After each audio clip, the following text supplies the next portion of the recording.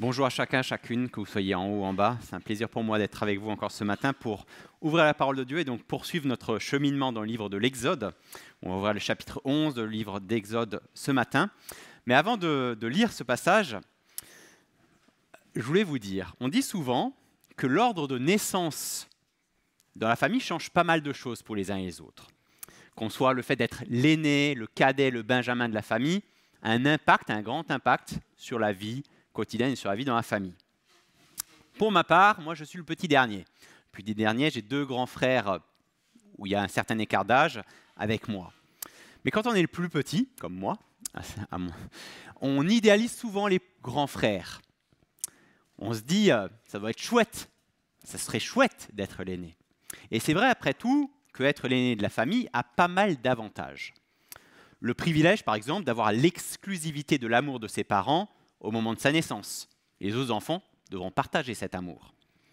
On a généralement, en tant qu'aîné, des habits neufs, ou récents en tout cas, alors que les autres enfants, souvent, ils récupèrent un peu, ça fait penser à certaines choses, pour je vois qu'il y a des sourires, ils récupèrent les affaires des autres, des aînés, qui ont un décalage vestimentaire parfois. Voilà, bon, on n'a pas le choix, on fait comme ça. De toute façon, on met ce que nos parents nous mettent, n'est-ce pas? Quand on est le plus grand, en plus, on gagne souvent au jeu. Parce qu'on est un peu plus fort, un peu plus malin, un peu plus rapide. Je peux vous dire que la première fois que j'ai réussi à battre mes deux grands frères au ping-pong, j'étais pas mal fier. Maintenant, ils n'arrivent plus à me battre. Non, c'est pas vrai. Les aînés, eux aussi, ont certains privilèges en plus. Le droit de se coucher plus tard, par exemple, de regarder un film avec les parents, etc., etc. Et enfin, dernier privilège des aînés, il paraît, d'après des chercheurs de l'université de Leipzig, en Allemagne, qui ont mené une étude sur les différences de QI dans une même fratrie, il paraît que l'aîné, généralement, serait le plus intelligent de la famille. Je vous laisse réfléchir dans vos familles respectives, vous me direz à la fin si c'est le cas ou pas, on en reparlera ensemble. Au final, donc, c'est une belle place d'être l'aîné de la famille. Et ça comporte pas mal d'avantages. Mais, vers 1500 avant Jésus-Christ, en Égypte, je peux vous dire qu'il ne valait pas mieux être l'aîné de la famille. Ou plutôt, il ne valait pas mieux être le fils aîné de la famille. Heureusement pour eux, les dames n'étaient pas concernées. Parce que, comme nous allons le voir ce matin, à travers le chapitre d'Exode, chapitre 11 du livre d'Exode, qui retrace l'annonce de la 10e et dernière plaie, il s'agit de la mort de tous les fils premiers-nés d'Égypte. Et avant de lire le texte, je suis un peu curieux. On dit que la curiosité est un vilain défaut, vous me pardonnerez ça. J'aimerais savoir qui parmi nous, ce matin, est le fils aîné dans sa famille. Si vous êtes le fils aîné, le fils premier-né de notre famille, je vous propose simplement de vous lever, s'il vous plaît. Si vous êtes fils premier-né, ne vous gênez pas, levez-vous. Tous ceux qui sont fils premier-né, levez-vous. Pareil en haut, je ne peux pas vous voir en haut, mais levez-vous. Restez debout juste 5 minutes. Imaginez-vous, vous êtes en 1500 avant Jésus-Christ en Égypte. Regardez ces visages.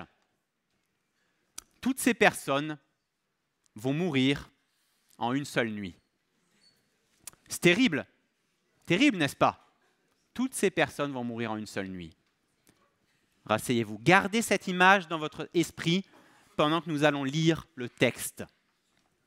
Donc, Exode chapitre 11, donc Exode qui est tout au début de la Bible, et vous retrouvez, si vous avez ces Bibles-là devant vous, à la page 46, le texte va être affiché, mais je vous encourage vraiment à garder la Bible ouverte devant vous pour pouvoir suivre après la réflexion que je veux avoir avec vous à travers la parole de Dieu.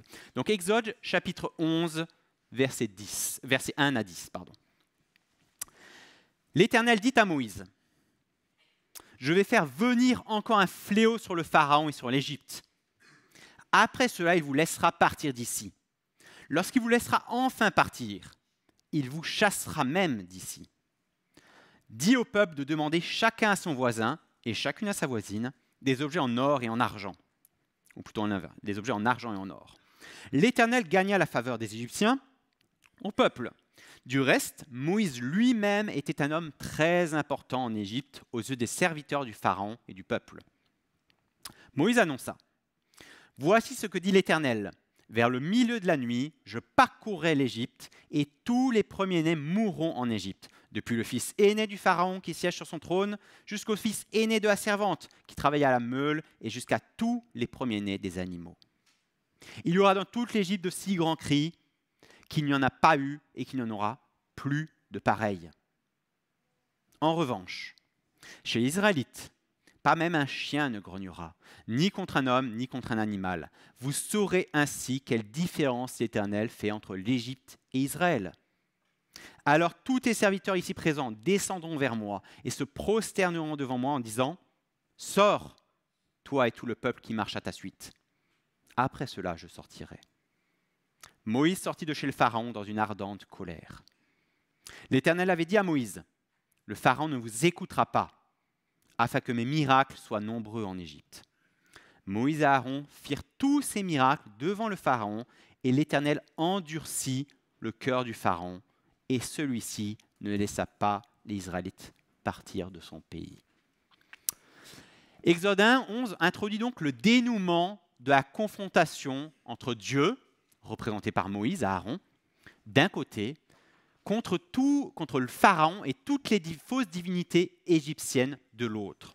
Et ce dénouement va aller jusqu'au chapitre 14 et démarre donc par un terrible avertissement. Un terrible avertissement. Notre texte se décompose en 3 parties. L'annonce de la dernière plaie de Moïse au Pharaon, au versets 4 à 8, est prise en sandwich entre 2 autres paragraphes qui donnent du sens à cette annonce et qui récapitulent la situation tout en l'expliquant. D'abord au verset 1 à 3 et ensuite au verset 9 à 10. La semaine dernière, nous avons vu avec Sylvain qu'après la 9e plaie, les ténèbres pendant 3 jours dans toute l'Égypte, le Pharaon avait chassé Moïse de devant lui en le menaçant de mort s'il réapparaissait à nouveau. C'est ce qu'on voit en Exode 10, versets 28 à 29, donc juste avant le chapitre 11. Il est dit, le Pharaon dit même à Moïse, « Sors de chez moi, veille bien ne plus te présenter devant moi, car le jour où tu le feras, tu mourras. » Tu l'as dit, répliqua Moïse, « Je ne me présenterai plus devant toi. » Il semble difficile de comprendre qu'après avoir été menacé de la sorte par le Pharaon, Moïse ait quand même pu retourner auprès du Pharaon au chapitre 11 pour lui annoncer cette dernière plaie. Cela serait assez étrange. La plupart des commentateurs des spécialistes pensent qu'il faut plutôt comprendre les versets 4 à 8 comme une réplique finale de Moïse au Pharaon après cette menace de mort. Une réplique qui viendrait immédiatement après, et pas Moïse qui repart et qui revient. Les versets 1 à 3, donc, insérés avant, nous informent sans doute d'une révélation que Dieu a donnée à Moïse bien avant. C'est au moment. Et dans laquelle il donne les détails sur cette 10e et dernière plaie. Les derniers versets, eux, versets 9 à 10, sont présents pour faire d'une certaine manière un récapitulatif de ce qui s'est passé auparavant, avant cette fameuse 10e et dernière plaie. Donc d'abord la première partie, versets 1 à 3. Les 3 premiers versets de notre texte, je crois, soulignent à quel point la victoire de Dieu va être totale par rapport au Pharaon. D'abord en termes d'autorité au verset 1.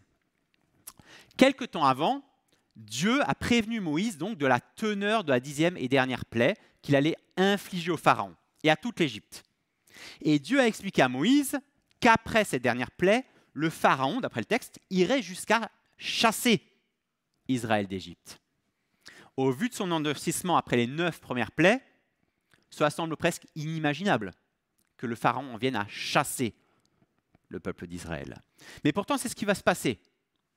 La réaction que va avoir le Pharaon après cette 10e et dernière plaie dévoile déjà la sévérité de cette plaie. Et l'utilisation du verbe ici « chasser » est importante. Le Pharaon ne va pas simplement laisser partir le peuple d'Israël, mais il va les chasser. Le Pharaon ne va pas simplement laisser partir les Israélites comme s'il avait une quelconque autorité encore sur eux, en leur donnant le droit de partir. Non, il va les chasser, parce qu'il n'a plus d'autre choix, parce qu'il ne peut pas faire autrement, parce qu'il subit les événements. Le Pharaon n'exercera plus aucune autorité sur le peuple d'Israël. Il va subir les événements. Le fait que le Pharaon doive chasser le peuple d'Israël de son pays démontre la victoire totale de Dieu. Le Pharaon n'a plus aucune autorité sur Israël. C'est une victoire aussi totale en termes de compensation, au verset 2. La victoire sera totale au point que Dieu prévient Moïse de dire au peuple de récupérer des objets en argent et en or auprès des Égyptiens avant de quitter le pays. Il s'agit de la réalisation d'une promesse que Dieu a déjà faite à Moïse au moment de son appel. En Exode 3, versets 21 à 22, Dieu explique qu'à Moïse que le peuple pourra partir en reprenant des objets d'or et d'argent déjà. Pourquoi Dieu encourage-t-il une telle chose ? On peut se demander après tout.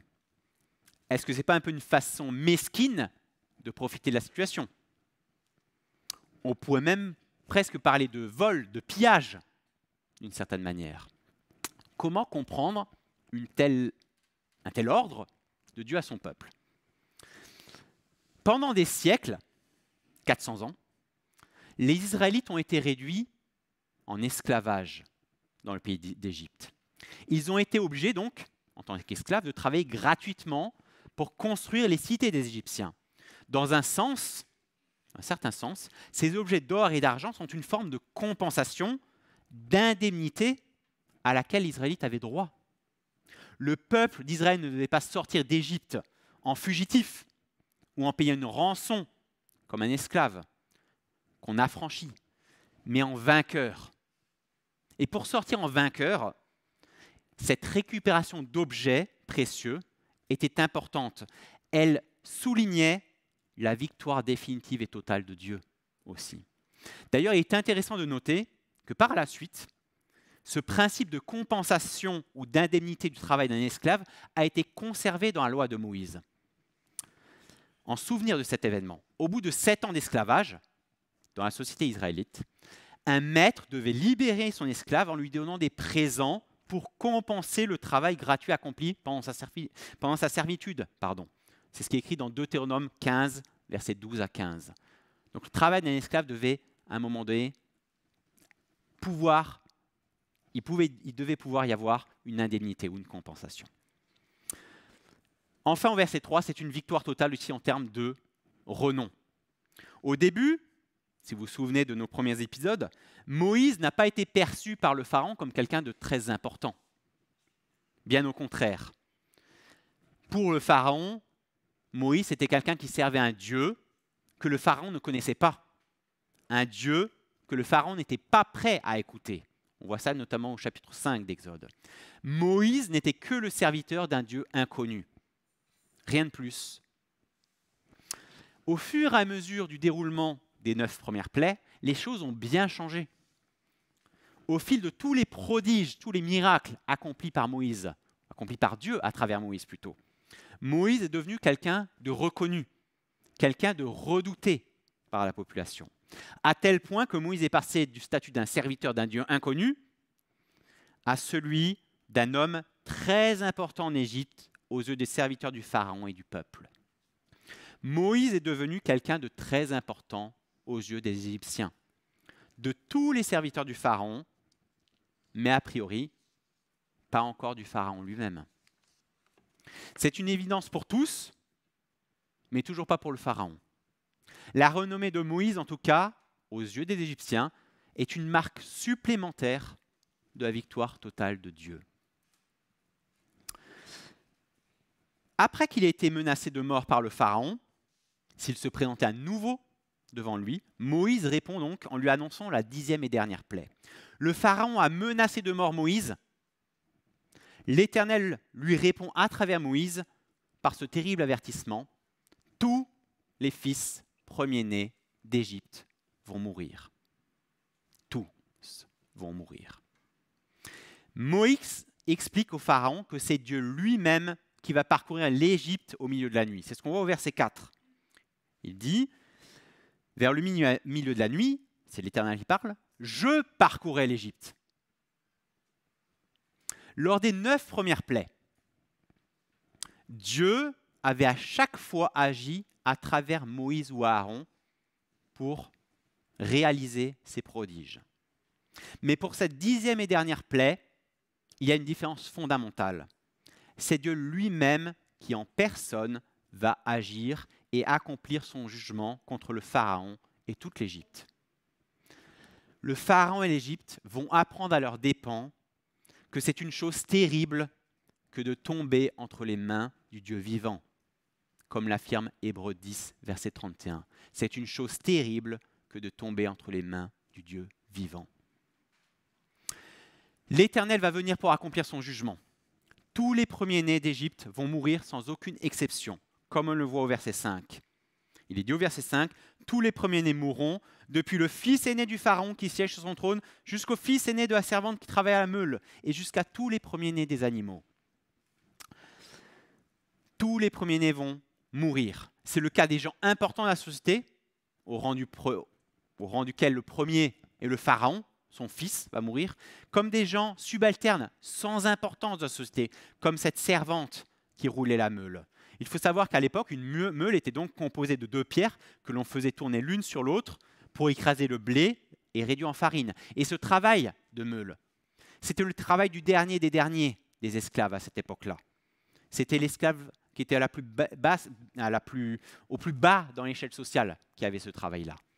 Donc absolument tout le monde est concerné, des plus grands aux plus petits, et même, le texte nous le dit, tous les animaux. Dans la société de l'époque, s'attaquer au fils premier-né était la pire des menaces imaginables pour une famille. Le fils premier-né occupait dans cette société de l'époque une position particulièrement importante dans la famille et dans la société. L'avenir, quelque part, de toute la famille reposait sur le fils aîné qui recevait une double part de l'héritage à ce moment-là. Pourquoi il recevait une double part de l'héritage ? Justement pour s'occuper de ses parents et de sa famille. Donc, attaquer le fils premier-né, c'est attaquer toute la famille. Le fait que la 10e et dernière plaie touche les fils premiers-nés est tout sauf anodin quand on regarde le texte globalement de ces 10 plaies. Dans la 9e plaie, les 3 jours de ténèbres, le dieu soleil Ra, considéré par les Égyptiens comme le père, entre guillemets, du pharaon, est vaincu. Et dans la 10e plaie, c'est le fils du pharaon qui est menacé, l'héritier présumé au trône. Et c'est le fait de toucher au père du pharaon, le dieu Ra, puis de toucher à son fils premier-né.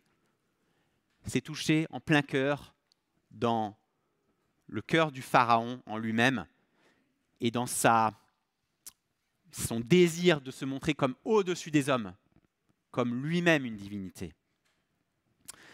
Tout au début aussi, avant que ne commencent les 10 plaies, l'Éternel avait prévenu le Pharaon en lui disant, en Exode 4, versets 22 à 23, « Israël est mon fils aîné.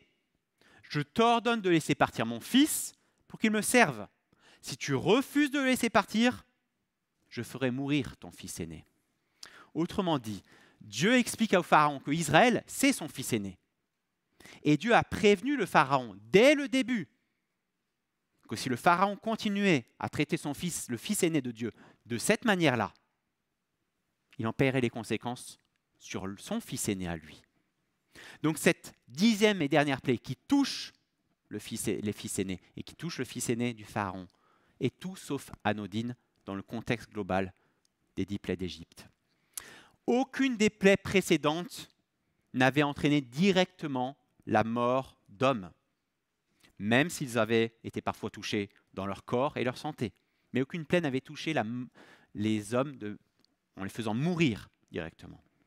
Si les autres plaies ont été dures, on conçoit rapidement que cette 10e et dernière plaie est d'un tout autre calibre en termes de jugement. Et le verset 6 le souligne bien. Il est dit « Il y aura dans toute l'Égypte de si grands cris qu'il n'y en a pas eu et qu'il n'y en aura plus de pareil. »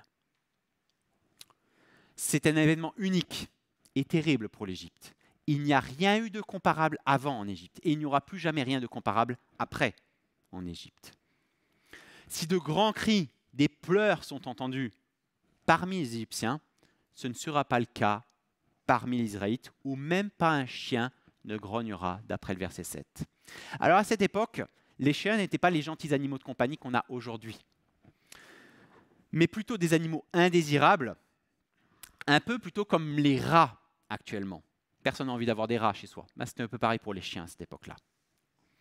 Ces bêtes errantes se déchaînaient à la moindre occasion. Et cette image du chien qui n'aboie pas, qui ne grogne pas, cette image suggère en fait le calme, la tranquillité parmi le peuple d'Israël, parce qu'il n'y a pas de danger. La tranquillité et la paix qui régneront dans les maisons des Israélites contrastent avec les cris, les pleurs qui s'entendront, qui s'élèveront parmi les Égyptiens. Il y a un contraste saisissant entre les deux, entre le peuple d'Israël et le peuple égyptien. La 10e plaie sera donc l'occasion pour Dieu de démontrer une dernière fois la distinction qu'il fait entre son peuple, son fils premier-né, et le peuple des Égyptiens. Personne ne pourra nier cette distinction fondamentale et flagrante. Et la suite du texte nous dévoile que la distinction que l'Éternel va établir entre le pays de Goshen, où habitent les Israélites, et le reste du territoire d'Égypte, ne tient pas simplement à une distinction nationale de peuple, mais en fait à l'obéissance à un rituel bien particulier que nous verrons la semaine prochaine avec Daniel au chapitre 12. Un rite bien particulier qui va différencier les deux. Des milliers, voire des millions peut-être, d'hommes vont mourir. Comment expliquer qu'un Dieu d'amour, et on l'a remercié, merci pour ton amour, comment expliquer qu'un Dieu d'amour puisse être l'auteur d'un tel massacre? C'est le genre de questions tout à fait légitimes qu'on peut se poser en lisant un texte comme celui-ci. Comment comprendre une telle chose? Je voudrais vous proposer quelques éléments de réponse. Premièrement, dans chaque jugement de Dieu, il faut prendre en compte que Dieu est juste. Nous avons dit merci parce que Dieu est amour. Nous pourrions dire merci parce que tu es juste. Dans le psaume 145, verset 17, David s'exclame « L'Éternel est juste dans toutes ses voies ». Ou dans une autre traduction, « L'Éternel est juste dans tout ce qu'il fait ».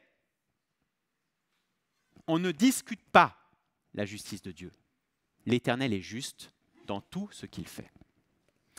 Dieu est juste et sa justice est une caractéristique indispensable de son caractère, de la même manière que le sont son amour, sa miséricorde, sa grâce, etc. Sans sa justice, le péché serait incontrôlé, incontrôlable et le mal régnerait. Imaginez-vous, la justice est importante pour nous. Imaginons qu'Adolf Hitler ait été retrouvé vivant, caché en Allemagne, je ne sais où.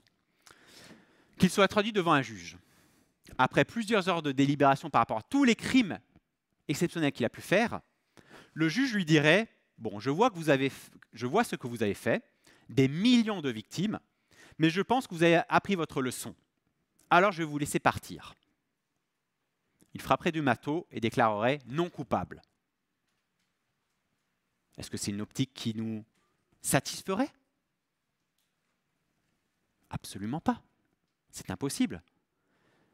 Qu'est-ce qu'on pourrait ressentir dans un tel scénario? Un sentiment d'injustice.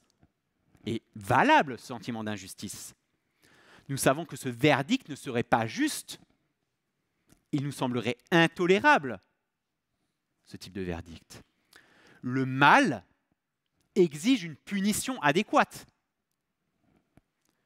Et nous avons hérité en nous ce sens, bien que biaisé d'une certaine manière, ce sens de la justice divine. Notre Créateur nous a donné ce sens de la justice. Parce que Dieu est juste, il nous a transmis ce besoin de justice, ce désir de justice. Dans le jugement exercé par Dieu à travers la 10e et dernière plaie contre l'Égypte, Dieu est juste. Il ne faudrait pas croire que les Égyptiens sont des innocents et oublier ce qu'ils ont fait auparavant. 80 ans auparavant, au moment de la naissance de Moïse, par exemple, ils ont jeté dans le Nil tous les garçons nouveau-nés. C'est ce qu'on a lu au tout début dans notre série d'Exode, au chapitre 1, au verset 22. Dans chaque jugement de Dieu, il faut se souvenir que Dieu est juste. Et dans chaque jugement de Dieu, il faut aussi prendre en compte à qui le tort a été fait. Je voudrais vous citer une citation du livre « Suis-moi » de David Platt. Voilà ce qu'il écrit. En lisant ces histoires de l'Ancien Testament, beaucoup sont troublés. Après tout, Dieu n'est-il pas un Dieu d'amour? Ses punitions pour le péché ne sont-elles pas un peu sévères? Anéanti pour avoir regardé en arrière, lapidé pour avoir ramassé du bois, brûlé pour une seule mauvaise offrande et tué pour avoir touché par inadvertance. De telles questions bien connaître relèvent d'un problème fondamental, celui de notre appréciation humaine du péché. Nous considérons ces punitions disproportionnées. Nous ne réclamerions pas la mort d'un individu qui nous aurait offensés de la sorte. Mais le salaire du péché n'est pas déterminé par notre propre mesure de la faute. Il l'est par la qualité de l'offensé. Si vous brisez une brindille, vous n'êtes pas très coupable. Si vous faites du tort à un homme ou une femme, vous êtes vraiment coupable. Mais si vous péchez contre un Dieu infiniment saint et éternel, alors vous êtes infiniment coupable et vous méritez une punition éternelle. Le Pharaon s'est dressé contre l'Éternel et il en a subi le terrible jugement. C'est ce qu'il en coûte de se dresser contre le Tout-Puissant. Enfin, dernier élément de réponse, dans chaque jugement de Dieu, il faut prendre en compte qu'un moyen de grâce reste possible. Dans la Bible, à chaque fois qu'un jugement est prononcé, nous voyons qu'une grâce reste possible. C'est le cas par exemple de Rahab et sa famille, qui a été sauvée alors que Israël a réduit à néant toute la ville de Jéricho au moment de la conquête du pays promis. On voit ça dans Josué chapitre 6. C'est le cas aussi, je crois, pour cette 10e et dernière plaie. Après tout, les Égyptiens pouvaient employer le même rite, qu'on verra la semaine prochaine, que les Israélites pour se protéger. Certains d'entre eux l'ont peut-être fait. Cela a été le cas, par exemple, on voit lors de la 7e plaie, certains Égyptiens ont pris au sérieux la menace, une menace contre de grêle qui allait tuer tous les troupeaux, et ils ont fait quoi? Comme les Israélites, ils ont ramené leurs troupeaux pour certains des Égyptiens pour les protéger. Donc les troupeaux n'ont pas été touchés. Donc on peut imaginer, c'est ce qu'on voit en Exode 9, verset 20, on peut imaginer tout à fait qu'au moment de cette 10e et dernière plaie, des Égyptiens mis au courant de ce que les Israélites faisaient pour se protéger, ont pu accomplir le même rite, parfois, envers ce Dieu d'Israël. Cela nous démontre, je crois, que la mort de ses premiers-nés n'est pas arbitraire. Dieu ne frappe pas à l'aveuglette, mais il fait une distinction, c'est vrai, entre Israël et Égypte, mais il fait surtout une distinction entre ceux qui lui obéissent et ceux qui ne lui obéissent pas. Cette distinction qu'il fait ici. L'Éternel a été miséricordieux, il a été patient en donnant au peuple d'Égypte et au Pharaon pendant ces 9 premières plaies de multiples occasions de changer de comportement, mais en vain. Après avoir annoncé cette 10e et dernière plaie au Pharaon, Moïse s'en va dans une ardente colère, d'après le verset 8. Moïse sait que le Pharaon a refusé de l'écouter. Et il est en même temps conscient, Moïse, de la gravité de la dernière plaie qui attend l'Égypte. Et c'est tout cela qui le met dans une telle colère. Jusqu'à présent, 9 fléaux se sont abattus les uns après les autres en Égypte. Parmi ces 9 fléaux, 6 d'entre eux ont été annoncés en avance au Pharaon. 6 sur 9. Tous ont été accomplis, bien entendu. Si l'expérience sert à quelque chose, le Pharaon aurait dû savoir que cette 10e plaie allait avoir lieu comme toutes les autres avant. Mais que pensait-il donc qui allait arriver? Il a refusé d'écouter. Les 2 derniers versets de notre passage résument tout ce qui s'est passé depuis le retour de Moïse et d'Aaron en Égypte. 9 plaies ont donc déjà frappé l'Égypte. Et pour l'instant, le Pharaon est resté inflexible. Il n'a pas libéré le peuple d'Israël. Ces 9 premières plaies n'ont pas eu le résultat escompté.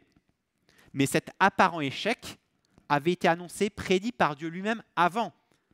Comme c'est écrit au verset 9 de notre chapitre, il dit « Le Pharaon ne vous écoutera pas, afin que mes miracles soient nombreux. » Si ces 9 premières plaies n'ont pas eu le résultat escompté, et si Dieu le savait, Alors pourquoi donc, Dieu n'a-t-il pas envoyé directement la 10e et dernière plaie?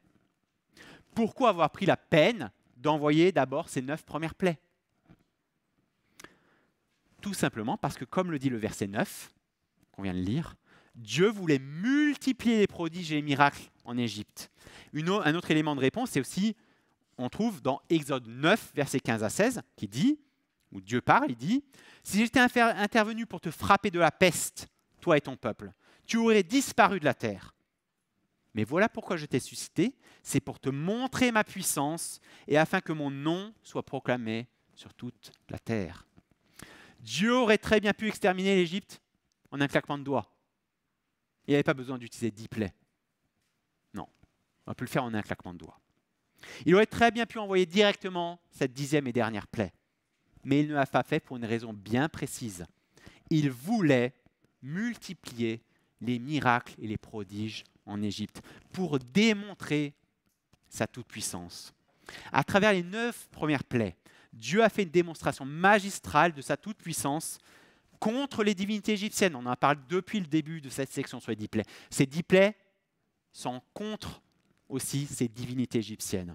Et Dieu voulait démontrer sa suprématie absolue, et il l'a fait en écrasant tour à tour Hapi, Khoumet, Osiris lorsqu'il a changé l'eau du Nil en sang, Heqt au moment de l'invasion de grenouilles, Hathor et Nut lors de la propagation des moustiques, Ouachit lors de la prolifération des mouches venimeuses, Apis au moment de l'épidémie du bétail, Sekhmet lors de l'éruption des ulcères, Chouémet lors de l'apparition de la grêle, de la foudre, Séraphis, Seth et Isis au moment de l'invasion des sauterelles, et enfin Ra, le dieu principal du panthéon égyptien, pendant les 3 jours de ténèbres. Dieu a démontré sa toute-puissance au pharaon et à tout le panthéon de fausses divinités égyptiennes.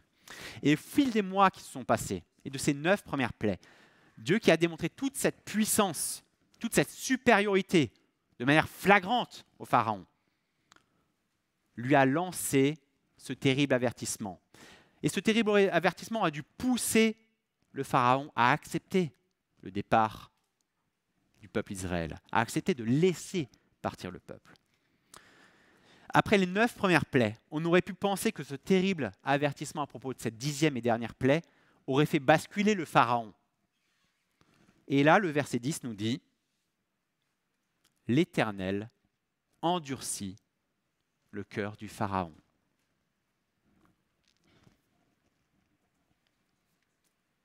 Est-ce que le pharaon était un simple pantin? L'Éternel endurcit le cœur du pharaon. L'endurcissement du pharaon est au cœur de cette lutte complètement disproportionnée que mène le pharaon avec Dieu.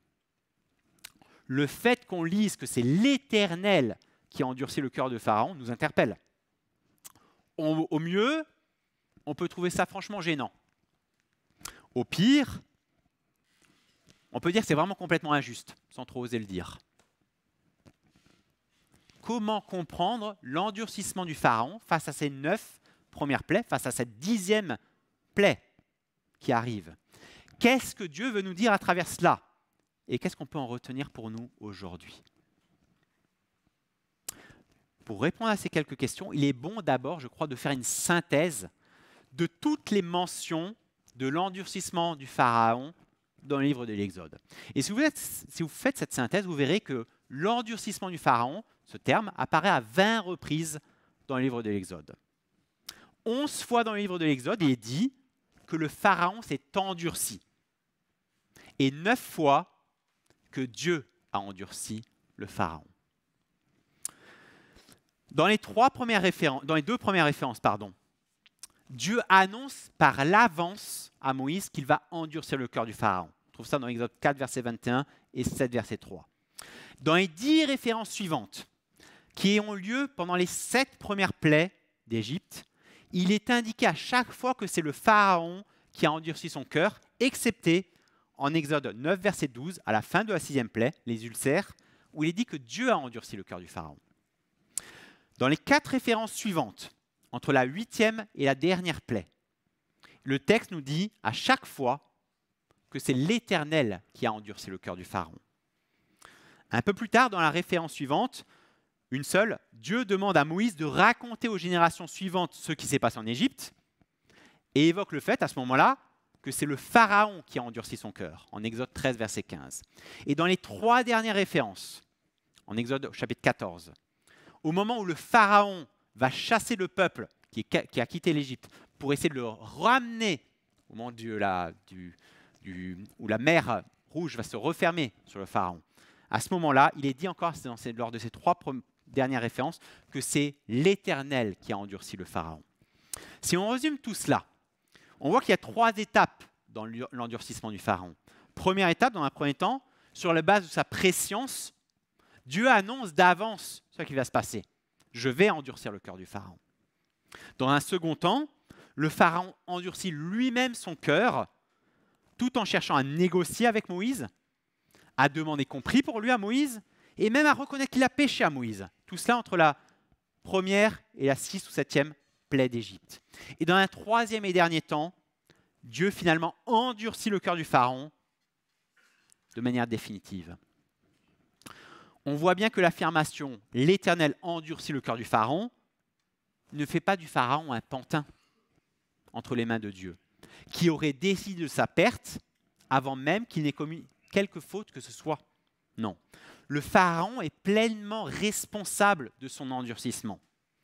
Dieu n'a pas forcé le Pharaon à lui résister. C'est le Pharaon qui délibérément s'est endurci. Dieu n'a pas endurci le Pharaon dans le but de le condamner alors qu'il était innocent. Non. C'est le Pharaon qui s'est endurci tout seul, malgré toutes les preuves évidentes de l'action de Dieu devant lui.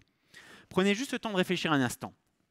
Combien d'hommes dans toute l'histoire de l'humanité ont été confrontés à une telle avalanche de preuves, de miracles et de prodiges, mettant en avant le fait que Dieu était présent, que le Pharaon? Combien? Ça se compte peut-être sur les doigts d'une main? Je ne sais même pas. Combien?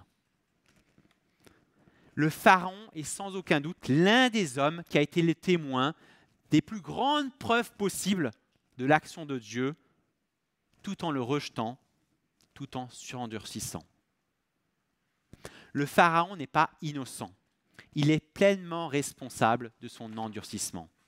Dieu n'a pas forcé le Pharaon à lui résister, c'est le Pharaon qui s'est obstiné et a décidé de lui résister. Par la suite, Dieu, constatant l'endurcissement du Pharaon, le fait que le Pharaon n'accepterait jamais de se repentir véritablement et sincèrement, a renforcé l'endurcissement du Pharaon pour réaliser son plan. Dieu a renforcé l'endurcissement du Pharaon en l'abandonnant à sa révolte, en l'abandonnant à son péché. Romains chapitre 1, verset 28 élargit cette même idée au-delà du cas unique du Pharaon. Lorsque Paul écrit à propos d'hommes qui ont rejeté Dieu pour se tourner vers des idoles, voilà ce qu'il écrit, Paul. Comme ils n'ont pas jugé bon de connaître Dieu, Dieu les a livrés à leur intelligence déréglée, de sorte qu'ils commettent des actes indignes. La Bible nous dit qu'il arrive un moment où Dieu dit « stop ». Il arrive un moment où Dieu abandonne à son sort celui qui, de manière manifeste et prolongée, refuse de tenir compte de lui, comme le Pharaon. C.S. Lewis a écrit « En somme, il n'y a que 2 types de personnes. Ceux qui disent à Dieu que ta volonté soit faite, et ceux auxquels finalement Dieu dit que ta volonté soit faite. » Qu'en est-il pour nous? Est-ce que nous avons décidé de plier le genou, comme Arnaud l'évoquait lors de sa présidence dimanche dernier, devant Dieu? Est-ce que nous faisons partie de ceux et celles qui ont dit à Dieu que ta volonté soit faite?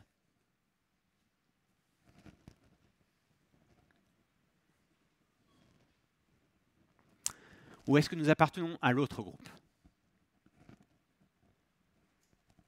à qui Dieu dira un jour que ta volonté soit faite? À quel groupe appartenons-nous?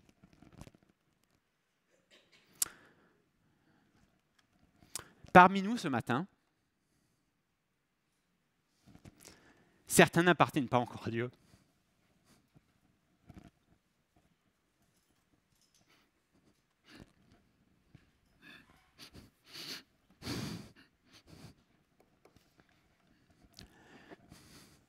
Il y a parmi nous des gens qui connaissent beaucoup de choses sur Dieu.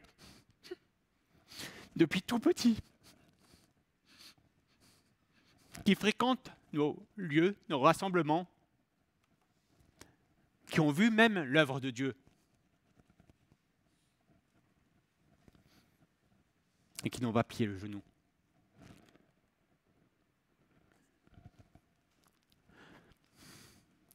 Je ne peux que prier pour vous.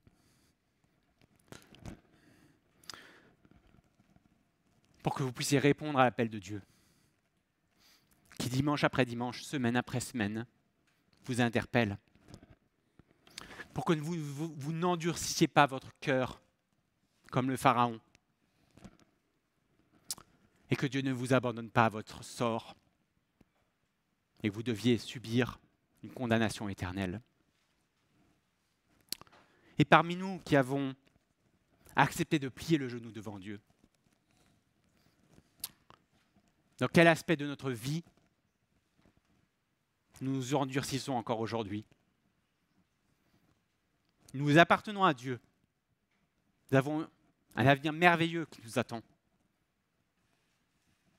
Mais aujourd'hui dans notre vie, dans quel aspect nous sommes encore durs quand Dieu nous interpelle?